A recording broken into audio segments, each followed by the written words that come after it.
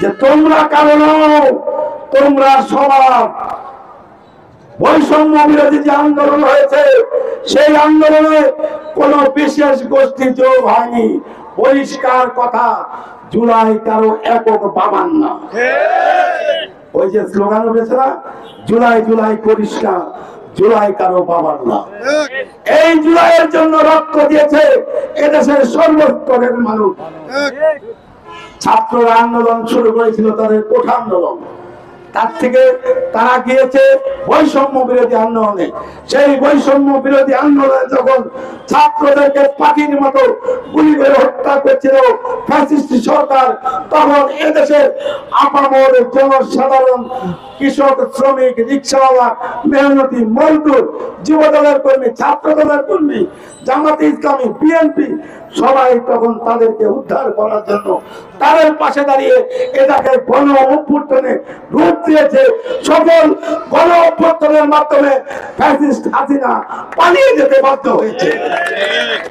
তাই আমি বলতে চাই, বৈষম্য বিরোধী ছাত্র আন্দোলনকে কখনো এনসিপি এর সঙ্গে মিলাবেন না।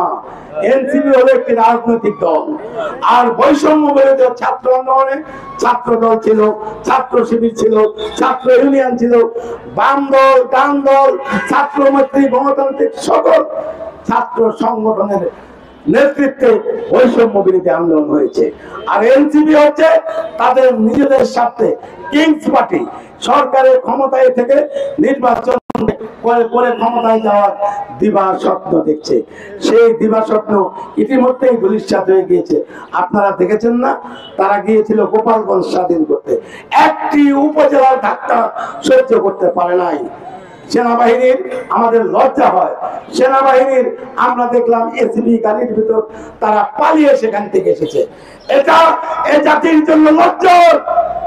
যারা স্বাধীনতা সংগ্রামে অংশগ্রহণ করেছে, 1 বছরের ব্যবধানে তারা ওই ফ্যাসিস্টদের হাতে মার খেয়ে পালিয়ে এসেছে, এটা আমাদের লজ্জা। তার আগে অবশ্য তাদের কথার খুব ভার উঠেছিল। বিএনপিকে নিয়ে তারা অনেক কটু কথা বলেছে।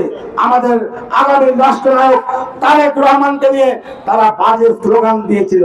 3 দিনও যায় নাই গোপালগঞ্জে গিয়ে মুরব্বীদের সঙ্গে বেয়াদবি করলে তার ফলটা কি হয় হাতে হাতে পেয়ে গেছে। এখন অবশ্য কথাবার্তা অনেক সংযত, আরো সংযত হন, আমাদের সাথে আসুন, দেশ গড়ুন, দেশ গড়ার জন্য কাজ করুন। আগামীর রাষ্ট্রনায়ক তারেক রহমান তো বলেই দিয়েছে, আমি সবাইকে নিয়ে জাতীয় সরকার করব। তাই সবাইকে ঐক্যবদ্ধ থাকবেন। আর এই বনপাড়ার মাটিতে আমি